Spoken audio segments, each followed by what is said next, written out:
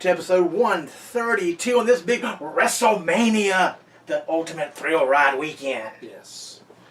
I don't know if you watched any of the videos, but they are having a good time riding those rides too. I'm kind of jealous of that. Are they? I haven't seen them ride the rides. It's Kofi, Big E, obviously because they don't have to be anywhere because they don't have a match, and Lana. No.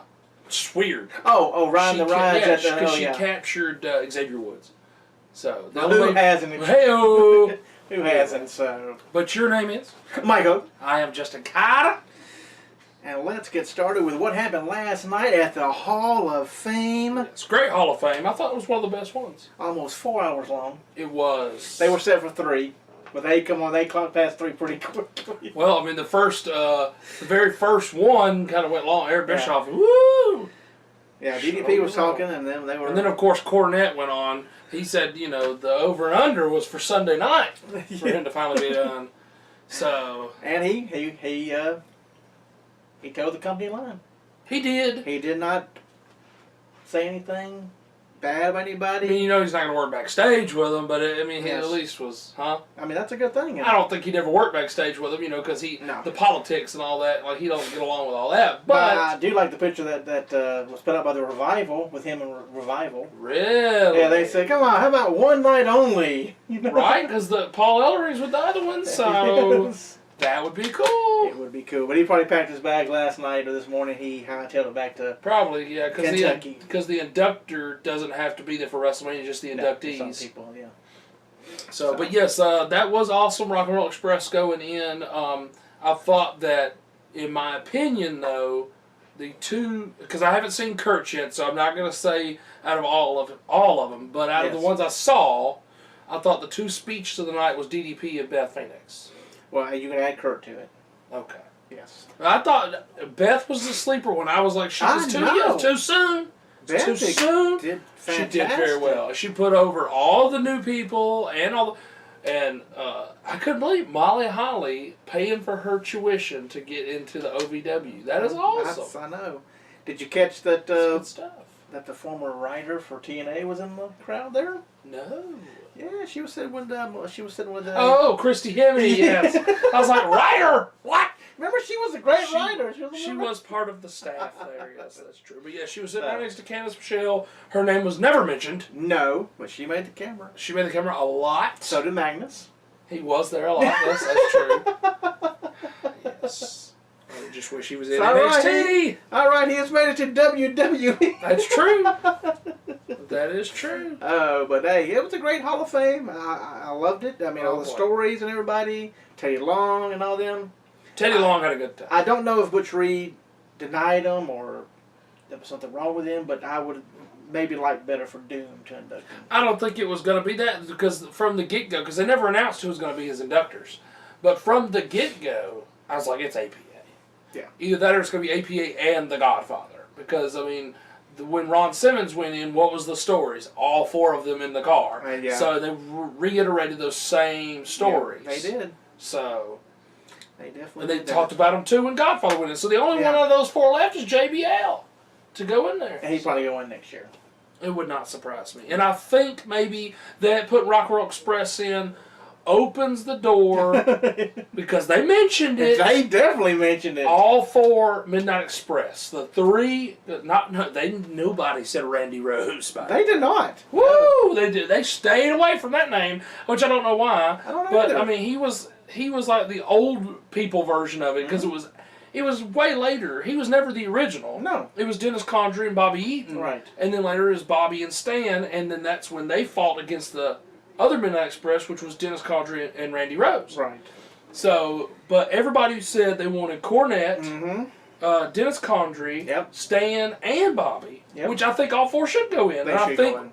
And Cornette. All 4 Midnight Express go in. Yes. That takes care of 4 or 5, 4 of them, yeah. And that's one induction, not 4 people. No. That's just like the Horseman. Just like the Horseman. Yep. So three of the wrestlers from the Midnight Express and the manager should all go in. It's just like what they did with Road Warriors and Paul Hunter at the same time. Oh, yeah. So I think all 4 of them should go in. I have no problem with that. And Dr. Tom Pritchard got a lot of love last night. He did. A lot of people talking about him training them and stuff. They did. So that was pretty cool. Yes. I guess I would like to see Rock and Roll Express induct the Midnight Express, but they've got to get the speeches together. They have to. They were all over the place. It was rough. Now, I mean, I like the speeches. I mean, it was good, but they clearly were doing tag team speeches. they didn't keep up with where each other were. No, they did So, but it was still good. I mean, it was still good. It met its purpose. It did. So, but yes, and of course, Eric inducted Dallas Page, and he gave his love to Dusty, saying he wished he was not. He wished he was not the one inducting TDP. That he was a far, far away second. So clearly that shows that's who DDP wanted to induct him. Dusty got a lot of love. Lot of love. Tom Pritchard, JR got a lot of love last night. I mean, it was a great Hall of Fame. One of the best I've seen in a long time. Yes. So, going to storyline wise on Raw, Mick Foley has not. He looked a lot happier too, didn't he? You see him last night? Yes. On the red carpet, he was real happy. Ooh, I guess that outfit though. I guess the big weight of TV tapings and all this stuff. Right, It's but that awesome. outfit. Woo! But who will step in now? Kurt Angle! You think Kurt Angle will be it? Did you see where they're talking about Summer Rae? Come on! Yeah, I hope not. Give me a break. I'll have to change the channel. I know, me too. But Kurt Angle will be a good choice, and they also did an interview at AccessWW.com, interviewed Eric Bischoff. Oh, yeah. He's like, well, He told the line. I'm going to say never, but don't bet on it. Yes. So clearly it's not going to be him. No, he's got other things to do. But I also think that opens the door for him. I think that he would be a good one to go in soon. Yes. I think him and Paul Heyman, they'll both eventually go in. they've all. I mean, this may have cleared things up. And JR re-signed a deal. Oh, did he? And also, there's bad news. I mean, y'all probably heard about JR's Yes, I mean, wife if you're not living under a rock, it was very shocking. That was very sad. sad. For JR. Apparently, she was on some kind of a scooter. Yeah, Vespa. I've never. This is a little small scooter. It's a small one. He said that what would have saved her life if she had her helmet She on. didn't. That's probably the only time. She's probably wore her helmet 100 times, and that one time, and got in the rig with that 17-year-old who with the car. So. Which I mean, I think it was a big old truck. Wasn't it? I thought it was a car. It may have been a car. But here's what I feel. I mean, I know that Jim Ross is probably not going to be the one to press charges, but the state will, and he would have. That's vehicular manslaughter. No, it is. Yes, it is. So his whole life could be completely turned upside down at 17 years old. And JR did put on there, you might have saw it, that she has donated her organs. Yes, saved like 4 people's lives already. I know, so that's amazing. I mean, God works in mysterious ways. That's true. Unfortunately, this had to happen, But yeah, he has signed a new deal. He will do a match at WrestleMania. You told me there was going to be one match. They're saying they're pointing to Universal Championship. What they're pointing to is what he'll call the shortest match of the night. The shortest match of the night. That's kind of dumb. I know, but that should it be Roman and Undertaker? The main event, which apparently is the main event. I know. You know why? Because of Roman Reigns. Yes, when he beats Undertaker, the whole crowd will boo. Yeah, but that don't make no difference because the night's over. Y'all can boo out the door. You can boo as you're walking out the door. Because you'll still be there Monday Night Raw. There, yes. But and then this is amazing, and I know we got to get to some more stuff. But how awesome is the fact that it was verified on the red carpet that there was so much backlash from it that the SmackDown Women's Championship, the Gauntlet style match, basically, has been moved to the main card. But what will take its place on the pre-show or kickoff show? Yeah, you got to move something around. You have to move something around, yeah. Unless they cut time somewhere. Move the musical group to. You know that ain't going to go on the pre-show. Like them sing as people are coming into the stadium. No, that's not going to happen. No, it's not going to happen. I mean, there was even a petition, I don't know if you saw it, there's a petition all over Facebook to move the Cruiserweight Championship onto the main card. Yeah. People, you got to realize that even JBL said it on the, what is that thing called? Bring It to the Table. That 5 million people watched the pre-show last year. It's not a demotion. There's only so many spots on the card. I know what they're saying. You're watching the match, you're looking at the crowd, and there's so many empty, there's just so many spots. Right, it just looks bad. It looks bad. You're just wrestling in front of 20, 30, more than that, but it looks real bad. Like, sections are just totally empty. You're like, well, they're just giving their all for a handful of people. Right. And I know what they're talking about. But that's why JBL's saying you're not just giving them to the crowd. You're giving your all for those people watching, because a lot of that pre-show, I think part of it's on USA Network. It is going to be, yes. Part of it, you could if you're gonna buy the pay-per-view, the pre-show is free part. Yes. So why would you buy the pay-per-view? Why would you spend $60 when you can spend $9.99? Yes, but I mean, I think this is going to be a great WrestleMania. I think a lot of people have dogged it, saying it's not that people aren't looking forward to it. So much dogging, it's pitiful. But come on, it sucks. It's gonna suck. Suckmania. You know, like they say this stuff every year, and then afterwards they're like, "Vince McMahon, deliver again." I mean, come on. You know that Seth and Triple H, that's going to deliver. You know whether you like Roman or not, Roman and Undertaker are going to deliver. Yeah, in part 4, we will give our predictions on WrestleMania. Absolutely. So. But we continue on with the road to the March Macho Madness tournament. We have 4 different areas here to go over.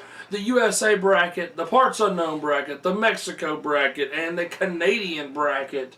And we get started with number 1 seed AJ Styles taking on number 9 seed Triple H. And since I started last time, you get to start this time. And the winner of AJ Styles versus Triple H will be AJ Styles. AJ Styles, alright. I know, they bring the paper. And as you're doing that, I'll say what your guy coming up next. Yes. So the number 5 seed is Brock Lesnar taking on the number 4 seed Seth Rollins. Oh.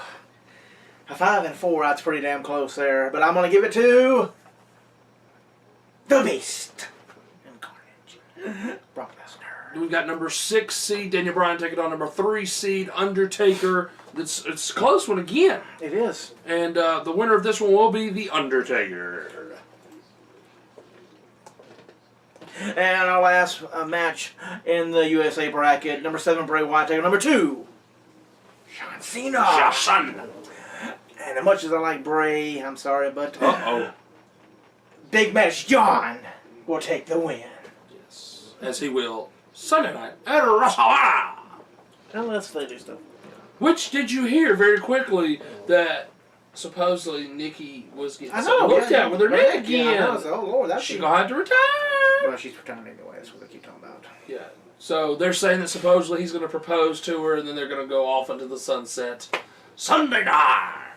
Well, talking to our other wrestling personality, Adonis, I talked to him yesterday. Very good, very good, very good. He said it could go either way. You could have Miz win, which would be a nice push for Miz. It would be good. And still get the proposal, which is how you have the happy and like when Macho got beat. Yes! And had Elizabeth, so you can still get the proposal, or you get John and them destroying the Miz and Maurice and still get the proposal. Right. So, which I mean, if they're leaving, because I mean, we already know Cena's pretty much done for a while. 2 or 3 more movies, so yeah, he'll be gone till probably around SummerSlam. He'll be back then. So if that's the case, and they're saying Nikki's going to take some more time off, then to me, the Miz and Maurice need the win. They do. I mean, Bree's 8 months pregnant, so she's going to pop any day. I mean, about a month. Right. And of course, she can even travel to WrestleMania. And Nikki, who will be there to help, so that'll get her time off. So. Right.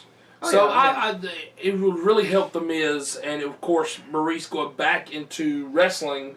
She hasn't wrestled yet at all. No. That will definitely help for them to win that match. So we'll just have to see. But we continue on with the Parts Unknown bracket. Is the number 1 seed Ultimate Warrior takes on the number 9 seed Axe of Demolition, and your winner is the Ultimate Warrior. Yeah.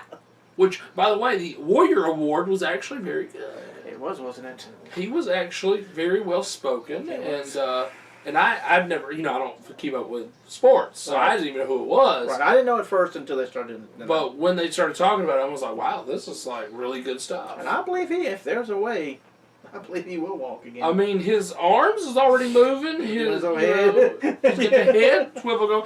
And I was looking, and I didn't pay no attention, and I was like, what is that thing, like, near his face? And then, like, at the very end, I'm like, oh, he moves the wheelchair with his lips on that thing. Wheelchairs have come a long way. It is amazing. Up next, number 5 seed, Doink the Clown, taking number 4 seed, the Executioner.